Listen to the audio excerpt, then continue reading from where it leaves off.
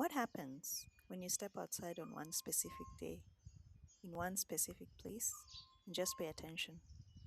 On the 9th of May this year, birders all over the world did exactly that.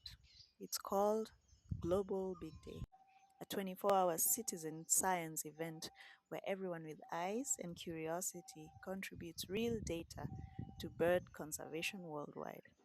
I did mine in Naivasha. One morning, 50 species. The Hadada ibis was one of the first birds I saw, right there in the grass nearby, feeding unbothered, that loud and mistakable presence that announces itself before you even see it. In Naivasha, the Hadada ibis doesn't wait for you to find it, it finds you. And just like that, the morning was open.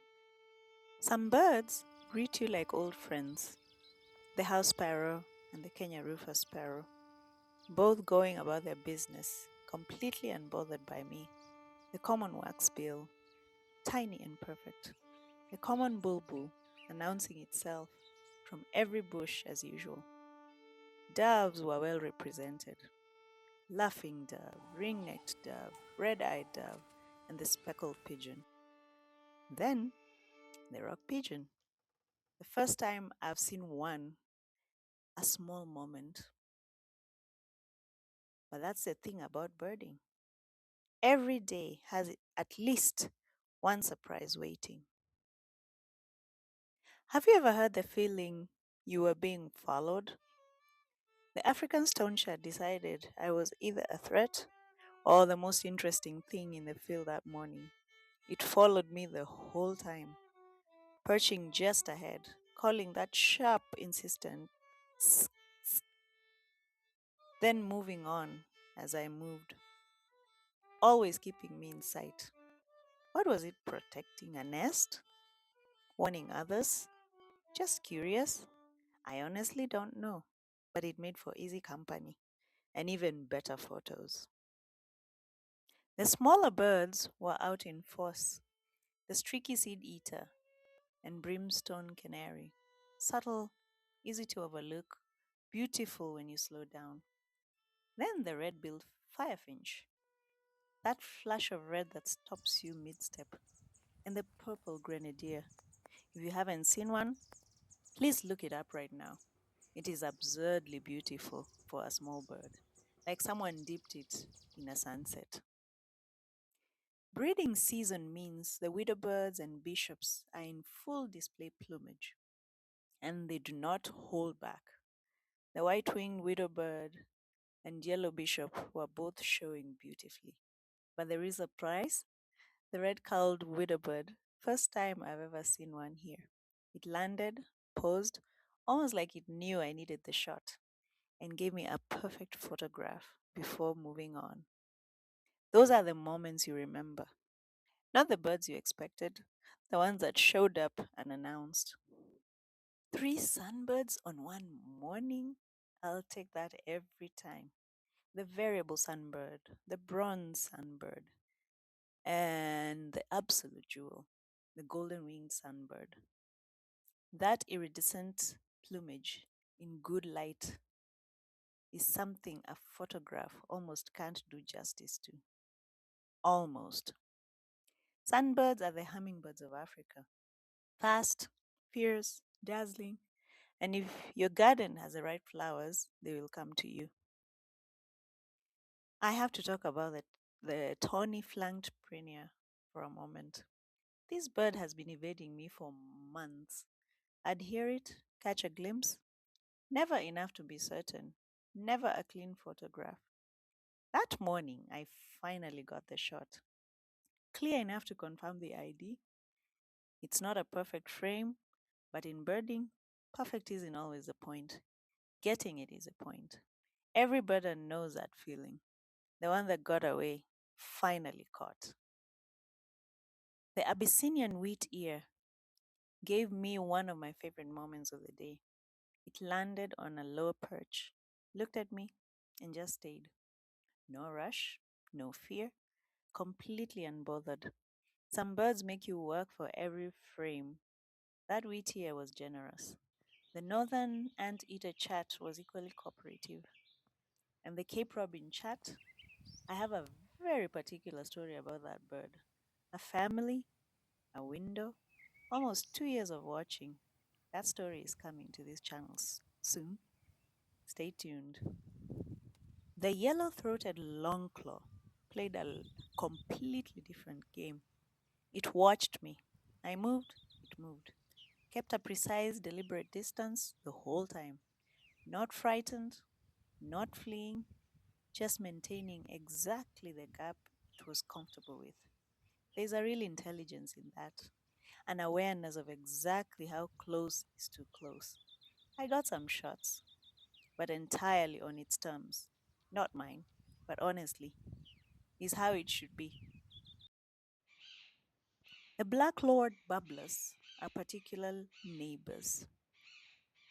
They've been resident on my estate since I arrived nearly 2 years ago. For a long time, there were three, always together, always loud, always busy. Babblers live in tight social groups, and those three became a fixed part of my mornings and evenings. This global big day, I counted six. One of them smaller, slightly scruffier, watching the others closely, was clearly a juvenile. The family grew, and I was there to see it. That's what staying in one place long enough gives you. Not just sightings, stories. And now, the weavers. The Specs weavers have only been on the estate a few months, but they have made themselves very much at home. Noisy, industrious, and less dramatic. Um, a weaver colony is basically a construction site with wings. But one bird stopped me. A juvenile male Specs weaver, weaving, adjusting, pulling apart, starting again. And I thought, why is this young bird building a nest? It's too young to breed. Then it hit me. He was practicing. Young male weavers build before they are ready to breed, rehearsing the craft, developing the skill. Because the stakes are high, the female inspects the nest. She tests it, she judges it, and if it isn't good enough, she destroys it and he starts again. Building is not pure instinct, it is a skill, and skill need practice. Then there's a vitamin masked weaver. This male doesn't build one nest, he builds two, sometimes three simultaneously, to give himself the best possible chance of attracting a mate. And the female moves between them, inspecting each one carefully before making her choice. I went back recently to check on both of them.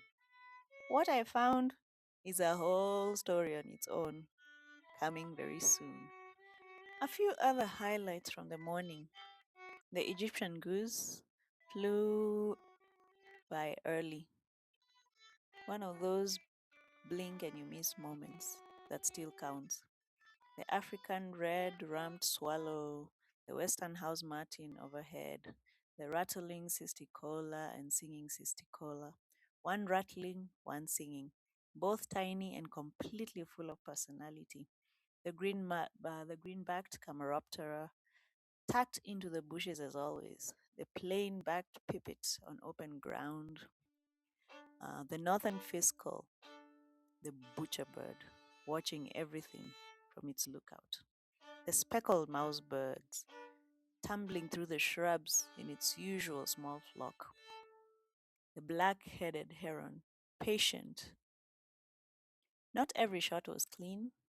Some of these birds were distant. Some were fast. Some simply didn't cooperate. It's birding. What you see is what the morning actually looks like. Real field conditions, real light, real birds doing whatever they wanted. And then, at the end of the day, the gray crowned cranes flew over. There's something about cranes in flight that stops everything. That wingspan, that elegance, that sound. They weren't posing for me, they were just passing through. But for a moment, the whole morning felt like it had been building toward that. 50 species one day.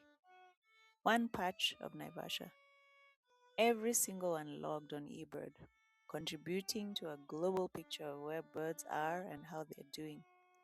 You don't need to travel far to find something worth protecting. The birds on your patch, they have stories, dramas, families, strategies for survival, and more fascinating than most people ever get to see. This channel exists to show you those stories through a lens, through wings, through strings. If something in today's video surprised you, a bird you didn't know, a behavior you hadn't seen before, tell me in the comments. I'd love to hear what's happening in your corner of the world. And if you want to know what happened when I went back to check on the weavers, subscribe. That story is coming very soon.